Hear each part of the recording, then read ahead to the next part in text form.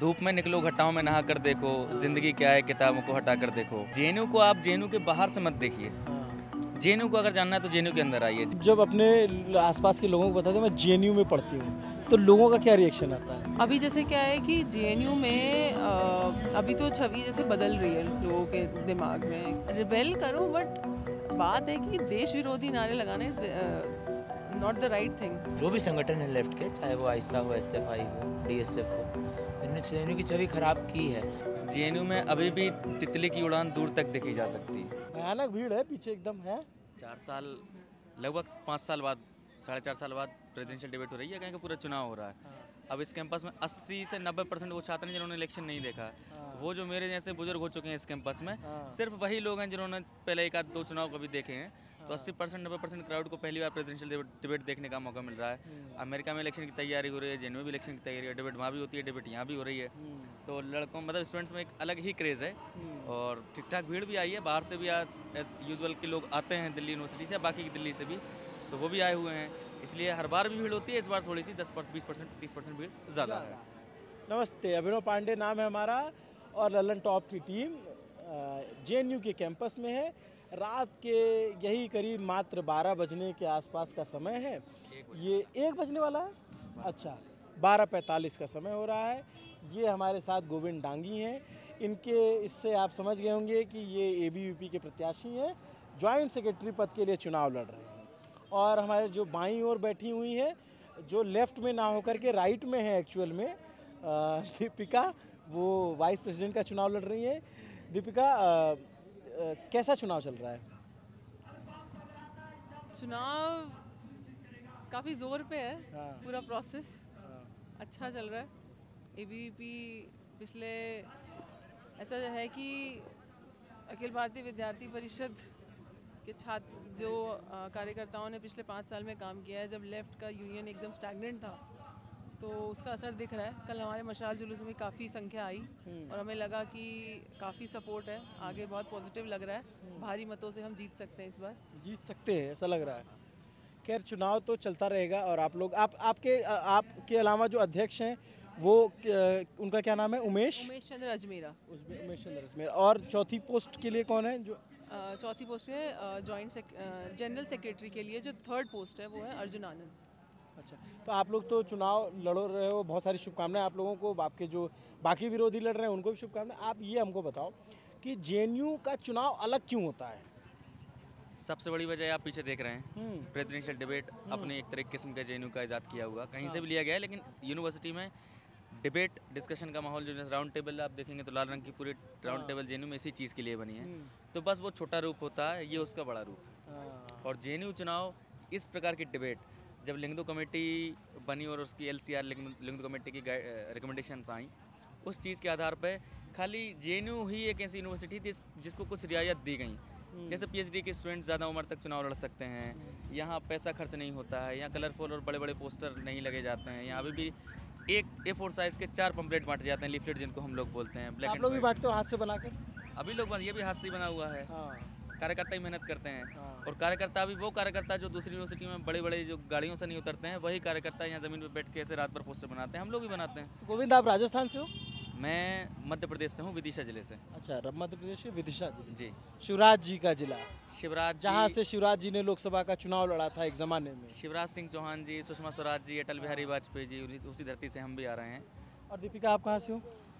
मैं हरियाणा से हूँ। मेरा गांव रावलदी है, चरखी दादरी में, और भिवानी में मैं पैदा हुई थी और मैं रहती पानीपत में हूँ। अच्छा दीपिका, एक बात बताओ, आप जब अपने आसपास के लोगों को बताते हो मैं जेएनयू में पढ़ती हूँ, तो लोगों का क्या रिएक्शन आता है? जेएनयू में पढ़ने की ना एक अलग ही इमेज है। सबको लगेगा कि अच्छा तुम जेएनयू में पढ़ रहे हो, तुम कैसे कोप अप करते हो, वहाँ पे तो बहुत ही अलग ही माहौल है। क्या माहौल सोचते हैं? बाहर के लोगों के दिमाग में क्या है जेएनयू की छवि? बाहर के लोगों के दिमाग में यही छवि बन जाती है कि अभी जैसे क्या है कि जेएनयू में अभी तो छवि जैसे बदल रही है लोगों के दिमाग में, कि जैसे जेएनयू का पहले जो छवि थी, एंटी नेशनल नारे लगना और ये सब जो भी था, उसकी वजह से जेएनयू की जो छवि थी काफ़ी मतलब एक तरह से रिबेलियस और काफ़ी अलग थी। और तो एबीवीपी वाले रिबेलियस नहीं होते क्या? रिबेल करो, बट बात है कि देश विरोधी नारे लगाना is not the right thing. और हम तो राष्ट्रीय पुनर्निर्माण का काम कर रहे हैं। यहाँ क्या जेएनयू में ऐसे नारे लगते थे? हाँ, साबरमती पे लगे थे देश विरोधी नारे। अब फिर उस पे हम जाएंगे तो बड़ा वो विवाद हो जाएगा, अलग ही विषय बन क्योंकि जाएगा। फिर वो अभी कोर्ट में साबित नहीं हो पाया और वो किसी चार्जशीट भी नहीं ये लग पाई। ऐसा हो जाता है कि जिस थाली में आप खा रहे हो उसी में छेद कर रहे हो, वैसा और वो बात हो आप ही के पार्टी के एक सांसद हैं, उन्हीं की पत्नी ने कहा कि ऐसा कोई नारा नहीं लगा था, आपने शायद देखा हो। तो खैर, अच्छा आप बताओ, जेएनयू के जब आप बताते हो अपने गाँव में कि मैं जेएनयू में पढ़ता हूँ, या अपने दोस्तों का, अरे एक और ये एबीवीपी के कैंडिडेट आ गए हैं बड़े, क्या नाम है आपका? अर्जुन, सॉरी माफ़ कीजिए। अर्जुन, आप कहाँ से हो? मेरे घर धर्मशाला है, हिमाचल। धर्मशाला। तो धर्मशाला में जब आप किसी को बताते हो मैं जेएनयू में पढ़ता हूँ, तो क्या बोलते हैं लोग? वही सोचते हैं कि क्या करता है वहाँ पे, कौन कैसे लोग हैं कैसे नहीं है। हाँ। वो तो होता ही है, जेएनयू की छवि वो तो खराब की है नक्सल, किसने की? लेफ्ट ने की है। हाँ। लेफ्ट लेड जो भी संगठन है लेफ्ट के, चाहे वो आइसा हो, एसएफआई हो, डीएसएफ हो, इन्होंने जेएनयू की छवि खराब की है। और मुझे लगता है कि ऐसा नहीं है, जेएनयू को वो रिप्रेजेंट उस सेंस में नहीं करते हैं कि जेएनयू का आज अगर पूरे विश्व में इतना नाम है, इसीलिए है क्योंकि यहाँ से नोबेल लॉरेट्स निकले हैं, इसीलिए है क्योंकि यहाँ की फैकल्टीज़, यहाँ के स्टूडेंट्स बहुत मेहनत करते हैं, रिसर्च करते हैं, पढ़ाई करते हैं। हर साल जेएनयू दर्जनों आईएएस ऑफिसर देता है, तो पता लगना चाहिए देश को। ये ऐसे ये 4-5 चंद लोग जो हैं ये जेएनयू को रिप्रेजेंट नहीं करते हैं। एक बार तो भी पीछे जैसे कारण हुआ था, किसी ने दीवारों पे कुछ लिख दिया था, देयर विल बी ब्लड, ब्राह्मण बनिया भारत छोड़ो, ऐसा कुछ। तो मेरे को लगता है उसमें मीडिया की भी गलती है। तो एक मीडिया चैनल में मैं पैनल डिस्कशन पे गया, तो मैंने उनको ऐसा बोला, वो पता नहीं क्या सुनना चाहते थे, तो उन्होंने बोला एबीपी से जुड़ गया अर्जुन आनंद, आप बताइए इस पर किसकी साजिश है। तो मैंने कहा कुछ नहीं है, दिया कि बुझने से पहले की फड़फड़ाहट है और बुझ जाएगा दिया। तो अब वो ज़्यादा ओवर कर रहे हैं, तो वो मुझे डांटने लग पड़े कि तुम्हारे कैंपस में ये क्यों होता है और किसी कैंपस में क्यों नहीं होता है। तो सेंसेशनलाइज ज़्यादा करता है मीडिया, तो उसमें मुझे लगता है मीडिया की गलती ज़्यादा है, कुछ मीडिया की गलती ज़्यादा है। अरे यार, अभिनव जी, ऐसा अगर जैसे निदा फाजली का एक शेर है ना, जिसको बोलते हैं कि अब चूंकि आप गंभीर विषय पर चर्चा नहीं करना चाह रहे, इसलिए मैं भी उस हिसाब से बोल रहा हूँ। नहीं, बिल्कुल आप सब गंभीर ही है, जो आप बोलेंगे गंभीर है। और निदा फाजली तो अपने आप में गंभीर किस्म के शायर थे।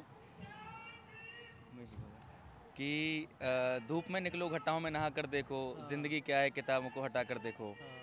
तो जेएनयू भी उसी प्रकार का है कि जेएनयू को आप जेएनयू के बाहर से मत देखिए। जेएनयू को अगर जानना है तो जेएनयू के अंदर आइए। जेएनयू की दुनिया, इस 4 गेट के अंदर एक जो दुनिया है वो एक अलग प्रकार की दुनिया होती है। जैसे मैं बोलते हैं, मैं भी हम परिषद से हैं, संघ से हैं, तो संघ को जानना तो संघ की शाखा में आइए। किताबों से नहीं जान सकते हैं, समझ सकते हैं, लेकिन जानना असली है जो संघ की शाखा में आइए। ठीक जेएनयू का भी वैसा ही है। जेएनयू के गेट के अंदर आएंगे, मैंने हज़ारों लोग देखे हैं पिछले कई सालों से इस कैंपस में, जो आते हैं घूमने और फिर यहाँ से जब जाते हैं ना, तो आते कुछ और सोच के हैं, जाते कुछ और सोच के। तो अब की बार जेएनयू में एबीवीपी का कैसा माहौल है? पीछे देख रहे हैं आप, हमारे प्रेसिडेंशियल कैंडिडेट बोल रहे हैं, शोर देख रहे हैं आप। अच्छा। हमारे उर्मेश अजमीरा ही बोल रहे हैं। हाँ। तो एक समय था जब हम लोगों को 250-300 वोट मिलते थे। एक समय था जब हम पोस्टर लगाते थे, हमारे सामने हमारे पोस्टर फाड़ दिए जाते थे, हम कुछ नहीं कर पाते थे। एक समय था जब पहले पर लेफ्ट, दूसरे पर लेफ्ट, जब अलग अलग लड़ते थे, पहले दूसरे तीसरे चौथे। अच्छा, आप क्या करते हैं जिससे अगर कोई पोस्टर फाड़ दे तो? अब नहीं फाड़ते, नहीं फाड़ते? अब नहीं फाड़ते। क्यों?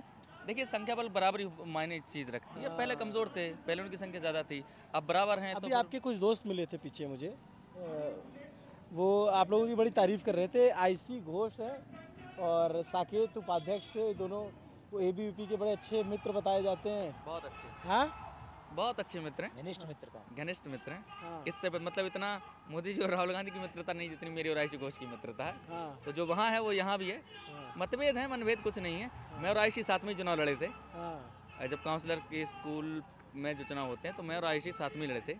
तो ठीक है, चुनाव तक चला जो चला, और चुनाव के बाद चीज़ें सब बराबर बेहतर है। उसके बाद जब फ्रेशर पार्टी हुई, वो भी नाची, हम भी नाचे। हाँ। इसमें ये सब चलता रहता है, ये सब तो तो अच्छा, जेएनयू के बारे में जैसे बहुत सारे कुछ लोग कहेंगे कि जेएनयू बंद करा दो, आप देखते हो कौन लोग कहते हो? मैं आपको अभी भी बोल रहा हूँ, हाँ, प्लीज़ मेरी बात ध्यान से सुनिए। हाँ। अगर जितने भी मीडिया कर्मी भारत के बात मीडिया कर्मी नहीं, जो ये कहते हैं उनको बताओ आप। नहीं, ऐसा नहीं होना चाहिए। अच्छा विश्वविद्यालय, सुंदर कैंपस है, और ऐसा नहीं है राष्ट्रवाद की अलग भी जग गई है जेएनयू में। हम इस समय बहुत तो मजबूत, पहले राष्ट्रवाद की अलग नहीं थी यहाँ? पहले थी, पर जो भी वो आवाज़ उठाता था उसको दबाने के लिए पावर में बहुत लोग बैठे थे। तो क्योंकि वो डोमिनेट करते थे, जो कॉमरेड्स इन फैकल्टी थे खास करके, अभी भी हैं, जो जेएनयू पूरा है अभी भी है, पर अब उतना मजबूत नहीं अच्छा, यहाँ टीचरों में भी क्या विचारधारा वाला है? तो कहाँ से मैनिपुलेट होते हैं स्टूडेंट्स? अच्छा, वहीं से होते हैं। थोड़ा वो वाला खेल समझाइए। ऐसा कहा जाता है कि इंदिरा गांधी के समय में एक नूरुल हसन करके एक एजुकेशन मिनिस्टर हुए, हाँ, और मित्रों आर्काइव से भी पता चलता है कि यूएसएसआर बहुत चीज़ें स्पॉन्सर करता था। हाँ, तो उनके समय में हर जगह जो खांटी नक्सली, मतलब जो कैडर था ब्लू ब्लडेड कम्युनिस्ट थे उनको भर्ती किया गया एजुकेशन में। तो आप जिसको अपने ग्रामशी प्रोफेसर्स को बता रहे हो कि ये जो उस तरफ से आए हैं? मतलब है, उनकी विचारधारा है वो ऐसा। देखिए आप इस चीज़ को समझिएगा एक बात, मैं ऐसा नहीं बोल रहा हूँ, ये कोई वैसी बड़ी यूटोपियन बात नहीं है कि कोई गुरु है या ये है वो है। लिटरली आपको मात्र नॉन लेफ्ट का होने के लिए हरास किया जाता है, आपको नंबर कम दिए जाते हैं जेएनयू में, आज भी कई ऐसे प्रोफेसर हैं। और अब जो नए प्रोफेसर्स आ रहे हैं वो कैसे हैं? अब जो नए प्रोफेसर आ रहे हैं उनमें भी अलग अलग तरह के लोग हैं, पर यह अब घट रहा है। वो ज़्यादातर कैसे आ रहे हैं? ज़्यादातर अब नहीं हरास करने वाले आ रहे हैं। पहले हमको हरास करते थे लिटरली, अभी भी हैं ऐसे प्रोफेसर, ऐसे नहीं कि अभी नहीं है, अभी भी हैं जो हरास करते हैं। पर पहले जैसे ट्रिपल एस जैसा स्कूल है जो वामपंथ का गढ़ माना जाता था, अब वो भी टूट रहा है, अब देखेंगे चुनावों के बाद। तो ट्रिपल एस में अगर आप तिलक लगा के चले जाएंगे तो आपको टारगेट करेंगे। अच्छा। इतना अभी पिछले दिनों किसी कोई दिव्यांग छात्र है, उसने गलती से हैप्पी दिवाली का पोस्ट डाल दिया अपने ग्रुप में, तो उसको पूरे ग्रुप में वर्बल लिंचिंग हो रहा था कि तू हैप्पी दिवाली का पोस्ट कैसे डाल रहा है। ऐसे कैसे हो सकता है? ऐसे भी होता है? मतलब कुछ सेंटर्स बचे हैं ऐसे, अभी भी बचे हैं, ख़त्म कर देंगे हम कुछ समय में, देखिए आप। अच्छा। मतलब अच्छा ये बताओ दीपिका, यहाँ पे जेएनयू में वुमेन सेफ्टी कोई इशू है? कैसा है यहाँ पे लड़कियों के लिए माहौल जेएनयू में? यहाँ वुमेन सेफ्टी इशू में काफ़ी लैप्सेस हैं। वुमेन सिक्योरिटी में अभी जैसे हाल ही में एक हफ्ते पहले भी एक केस हुआ था जिसमें ओपनली एक लड़के ने एक दुर्व्यवहार किया था, और जिसके लिए कुछ मतलब यहाँ की अथॉरिटी ने तो कुछ किया नहीं, यहाँ के सिक्योरिटी गार्ड ही उसको रोक नहीं पाए। तो अखिल भारतीय विद्यार्थी परिषद ने उसके मतलब इसी केस को लेके हमने गेट क्लोज किया था, और उसके बाद एफआईआर भी हमने लॉन्च करवाई थी। तो ये इस बार आपका मुद्दा है? ये ऑब्वियसली हमारा एक वुमेन सेफ्टी हमेशा से हमारा एबीपी का मुद्दा रहा है मेन, क्योंकि हमने देखा है कि कैंपस में women security is the most important point. अगर कोई भी छात्र एक साधारण स्मॉल टाउन और साधारण घर से आता है तो वो यही चाहता है कि चार दीवारी के अंदर उसको एक अच्छा माहौल मिले। और जब यहाँ के जो लेफ्टिस्ट हैं, तो यहाँ लेफ्टिस्ट में भी काफ़ी सारे केसेस ऐसे पहले आए हैं, 13-14 कैडर इनके जो जिन्होंने फ्रीडम और फेमिनिज्म और इंक्लूसिविटी के नाम तो आप लोग पे- की सारी लड़ाई लेफ्ट से है, या जो समाजवादी छात्र सभा है या राजद की छात्र सभा है या जो बापसा है उससे भी है? नहीं, जो भी गलत चीज़ें, जो भी गलत काम करेगा वो तो उसके खिलाफ तो हम हमेशा जाएंगे ही।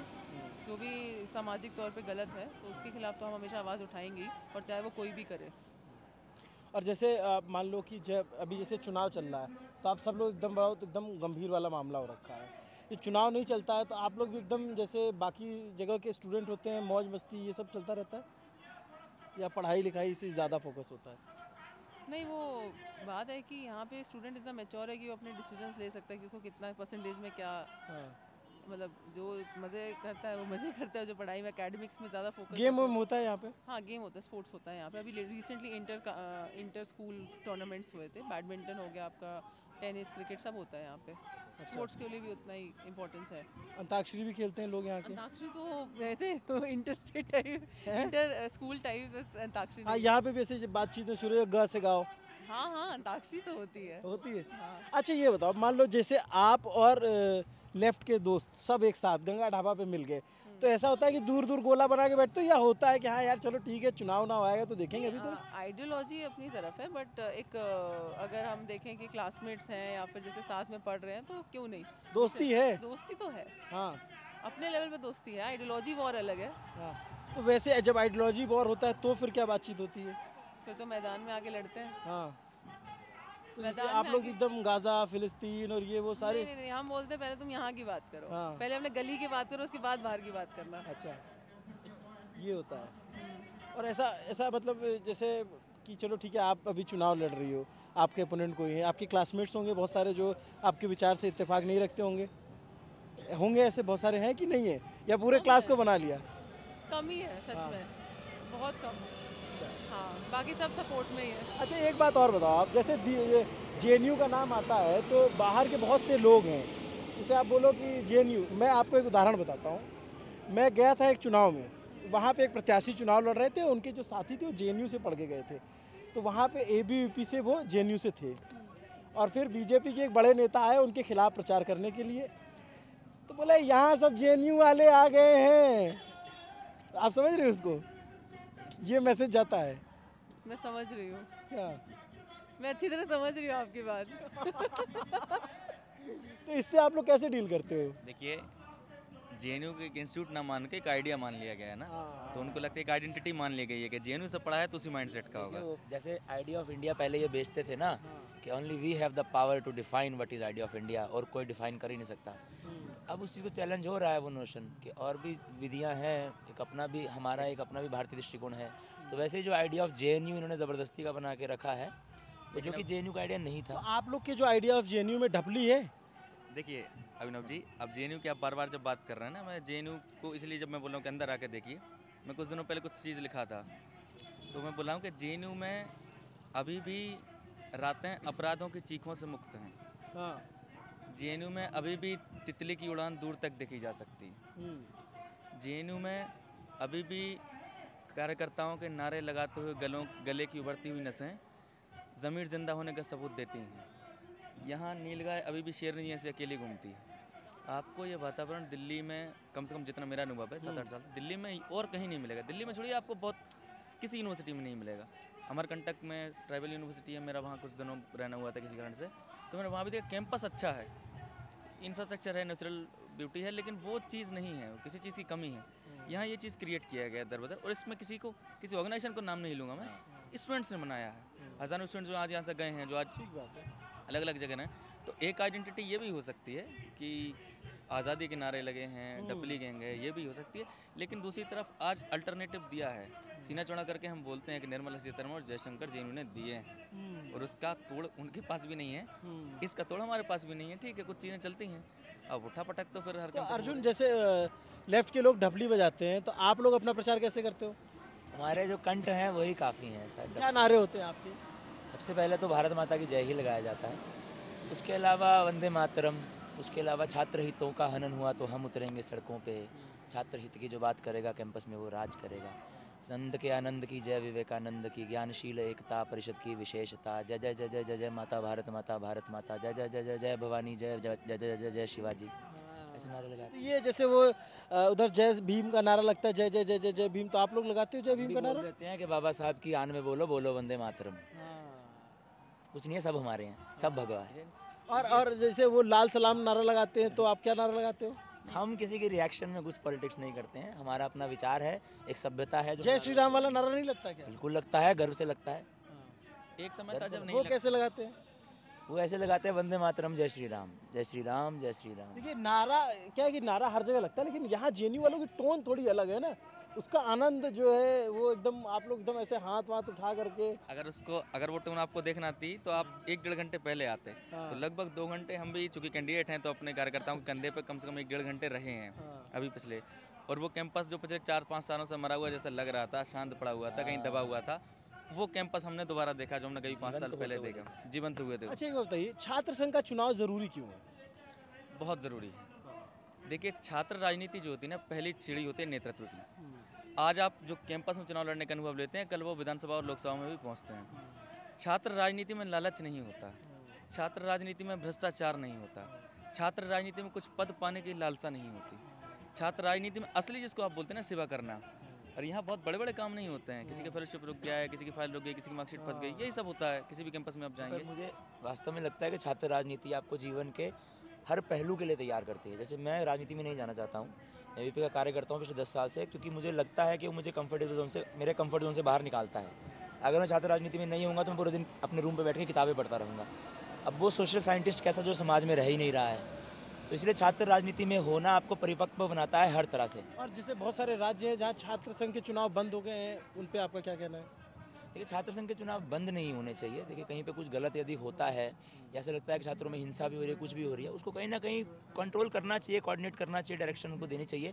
पर एडमिन के करप्शन को कौन चेक करेगा, एडमिन के रेड को कौन चेक करेगा अगर छात्र संघ नहीं होगा? वही तो सशक्त आवाज़ है छात्रों की, वही तो प्रतिनिधित्व करते हैं छात्रों का। तो छात्र संघ होना तो बहुत ज़रूरी है, खास करके जैसा प्रशासन हो जाता है जगह जगह, क्योंकि हम देखते हैं ब्यूरोक्रेसी कैसे काम करती है, तो विरोध तो होना चाहिए, विरोध के स्वर तो उठने चाहिए, आवश्यक है। आप क्या सोचती हैं किस बारे में? कि छात्र संघ के चुनाव, जैसे मान लीजिए कुछ राज्यों में, कुछ यूनिवर्सिटीज़ में, प्रमुख यूनिवर्सिटीज़ में, जैसे मैं इलाहाबाद यूनिवर्सिटी से पढ़ा हूँ, तो वहाँ पे एक टाइम पे बहुत मजबूत चुनाव होते थे, बाद में बंद हुए, फिर कुछ दिन के लिए चालू हुए, फिर बंद हो गए। ऐसे बहुत सारी यूनिवर्सिटीज़ हैं जहाँ चुनाव बंद हो गए हैं। चुनाव हर यूनिवर्सिटी का एक पार्ट होना चाहिए। छात्र संघ चुनाव से एटलीस्ट बहुत एक तो होता है कि कुछ लोगों को चुनाव लड़ने का एक जज्बा होता है, तो वो लोग तो ऑलरेडी हमें पता चल ही जाता है कि जिसमें नेतृत्व का एक वो है, क्वालिटी है। पर कुछ लोग उसमें से ऐसे आ जाते हैं, कॉमन स्टूडेंट जो एकेडमिक्स में इतना फोकस्ड है, बट नहीं, उनको अगर वो गलती से उसमें आ गए कि छात्र संघ चुनाव लड़ना है, तो उनको अपने अंदर की लीडरशिप क्वालिटी पता चल जाती है। तो ये कॉम्पिटिटिवनेस एक होता है ना कि अलग से ही एक पैशन जनरेट करना to do something better for the students around you, और फिर उसके बाद एक अलग ही जोश आता है, तो उसके लिए बहुत अच्छा है। मेन चीज़ कॉन्फिडेंस है कि हाँ, आपको confidence build होता है लड़ने leadership भिड़ने quality। और अपने हक की बात करने की। स्पेशली उसको पता चलता है कि जिसको लगता था कि मैं ये काम नहीं कर सकती। जैसे मैं खुद साइंसेस से आती हूँ और मैं prime minister research fellow, and एक प्राइम मिनिस्टर रिसर्च फेलो नारे लगा रही है, इतना भाषण दे रही है, I think it's very much out of the box for person like घर में कोई रहा है पॉलिटिक्स में? नहीं, कोई नहीं रहा। Everybody has been into jobs तो एंड जब घर में बताया कि मैं चुनाव लड़ने, मैं पहली अपने घर में हूँ जो पीएचडी कर रही है। अरे हाँ, मेरी फर्स्ट जनरेशन। तो आपने जब घर पे बताया कि मैं चुनाव भी लड़ूंगी पीएचडी के साथ, तो क्या रिएक्शन था? वो खुश थे काफ़ी, और उनको कहीं ना कहीं लगता था कि जितना मैं अपना टाइम इन्वेस्ट कर रही हूँ, तो उनको लगता था ये कुछ ना कुछ तो ऐसा करने वाली है। कुछ ना कुछ कर रहे हैं। हाँ, जबकि अभी भी वो कहते हैं कि नहीं, तुम पढ़ाई पे ध्यान दो अपना, बट जब स्पीच हुआ हाँ, दीपिका का, कैसी रही आप लोगों की स्पीच, कैसी रही? हम लोगों के हिसाब से तो बहुत बेहतर रही। लल्लन टॉप। लल्लन टॉप आपके चैनल के नाम की तरह बहुत ज़बरदस्त रही। मैं बता रहा, दीपिका ने जब आज भाषण दिया तो अपनी शुरुआत उन्होंने भाषण की हरियाणवी लहजे में करी। तो हरियाणवी लहजा चूँकि बाहर पली बड़ी हैं, तो लहजे में थोड़ी सी कमी हो रही थी, तो उन्होंने अपनी मम्मी से ही फ़ोन करके पूछा कि इसको क्या बोले, मम्मी ने उनको बताया। तो मतलब हरियाणा जो कभी एक समय था, इब बेरा पाटेगा। मम्मी ने मतलब 3-4 लाइनें ऐसे मैंने बोली कि कोलू का गुड़ खाना, तिरनैर में नहाना, बाजरे की रोटी और बथुए दा साग बनाना,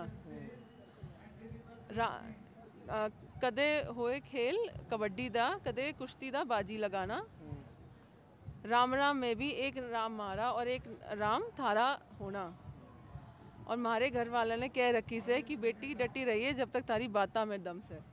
ऐसे मतलब मेरी हरियाणवी टोन भी पूरी नहीं आ रही थी उसमें, क्योंकि अच्छा, actually मेरी हरियाणा में तो क्या है कि हर चीज़ में, जैसे हरियाणा के कल्चर में तो हमें लगता है कि सबसे ज़्यादा राम है, तो अगर कुछ हो जाएगा तो हे राम, कुछ अच्छा होगा हे राम, कितना अच्छा जा रहा है, मतलब उनका उनके नाम में और उसमें सब में। मीम है, कार्टून है कि एक ऐसे मुस्लिम भाई चल रहे होते हैं, तो एक हरियाणवी जा रहा होता है और कहता है तन्ने ईद की राम राम। हाँ, वो एक भाईचारे, वो कार्टून नहीं, भाईचारे की बात गया, मतलब साफ नीयत से बोला। एक चीज़ मैं मानता हूँ कि जैसे छात्र संघ जहाँ नहीं होता है तो लीडर नहीं लोडर तैयार होते हैं, ऐसा मेरा मानना है। तो फिर वो वही रहते हैं कि भाई साहब के साथ जो है मंत्री जी के साथ गुलदस्ता देकर आशीर्वाद प्राप्त किया, चर्चा हुई, नेता स्टार्टर पैक टाइप। हाँ, स्टार्टर पैक टाइप से। तो खैर मज़ेदार चुनाव है, रात का 1 बज रहा है, जो ABVP वाले, लेफ्ट वाले, हर कोई जो है एकदम जमे हुए हैं। लेकिन मैं तो बस इस बात को जानने में बड़ा दिलचस्पी लेता हूँ, क्योंकि JNU के बारे में जब 2013-14 से पहले जो है जो सोचा जाता था, उस सोच में बदलाव आया समाज में, और जब हम JNU का नाम लेते हैं तो लोग कहते हैं अच्छा टुकड़े टुकड़े, इस तरह की बहुत सारे लोग सोचते हैं।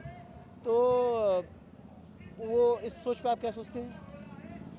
देखिए, अपने अपनी सोचते थे, अब देखिए जब तक अगर आपका विकल्प नहीं है तब एक क्षेत्र राज करते हैं। जिस दिन आपका विकल्प तैयार हो जाएगा तो फिर आपको भाव मिलना कम हो जाएगा।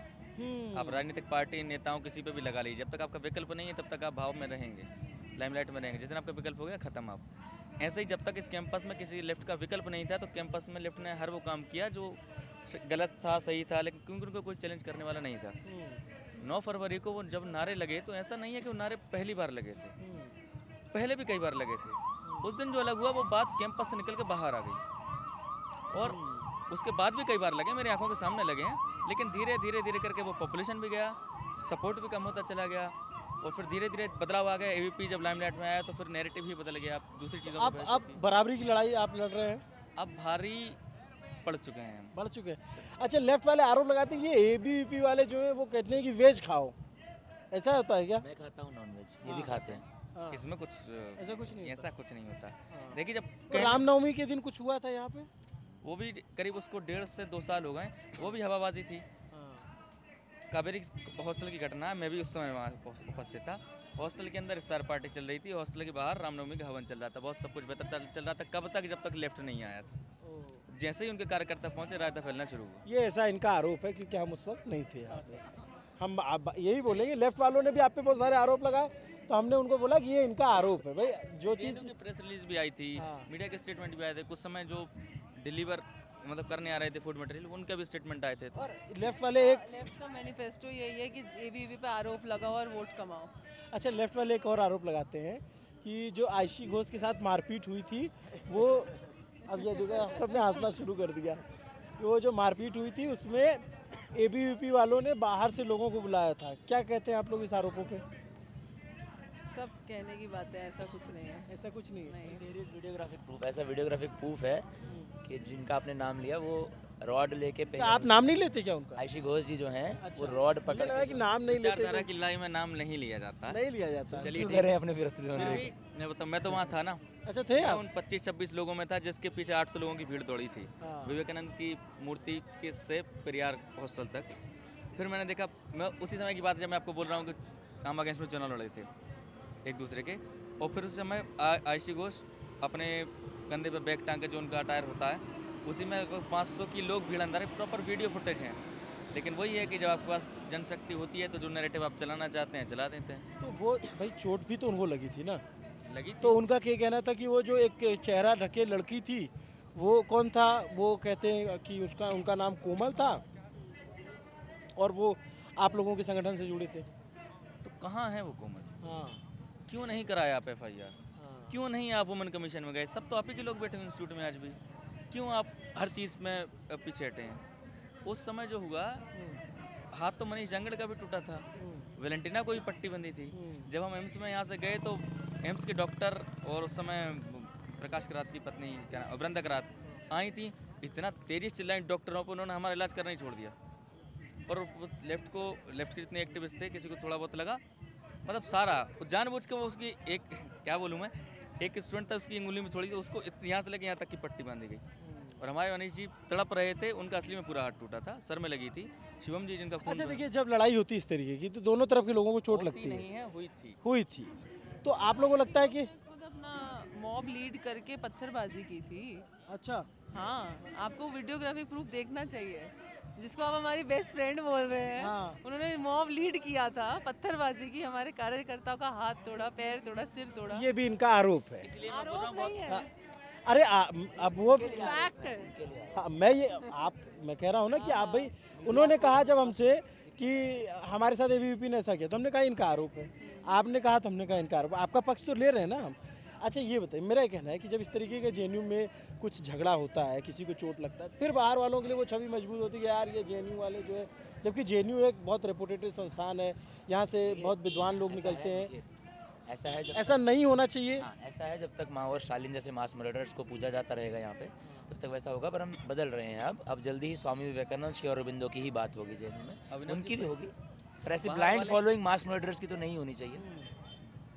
बाहर वाले खुश होते हैं खुश होते हैं।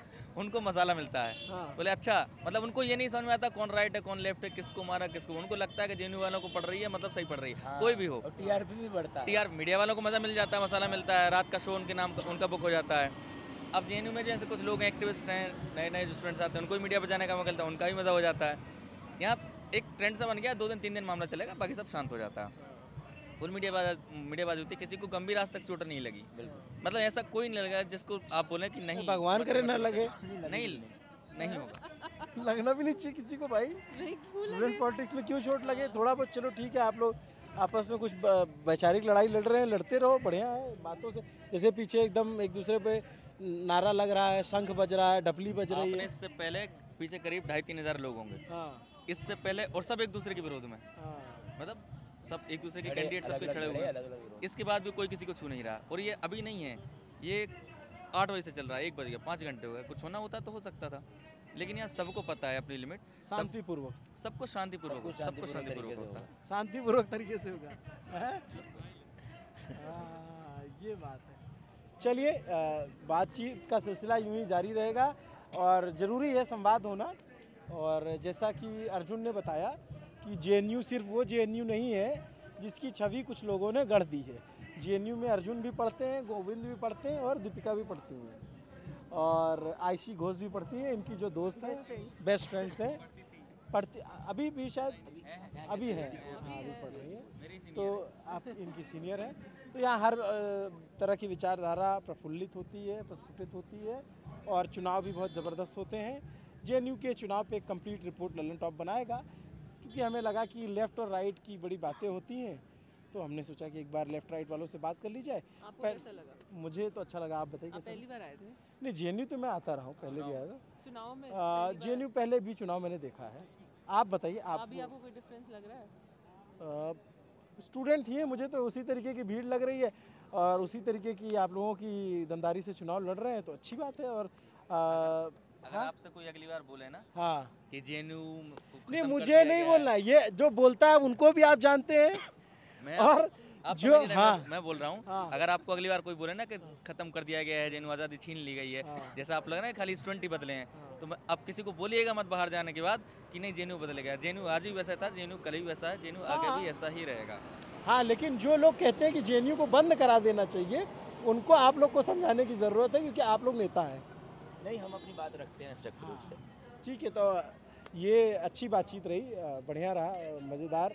एबीवीपी के ये 3 दमदार कंधे जो कि एबीवीपी का झंडा, एबीवीपी का मशाल उठाए आगे बढ़ रहे हैं। इनकी असली लड़ाई जो है लेफ़्ट के गठबंधन से बताई जा रही है।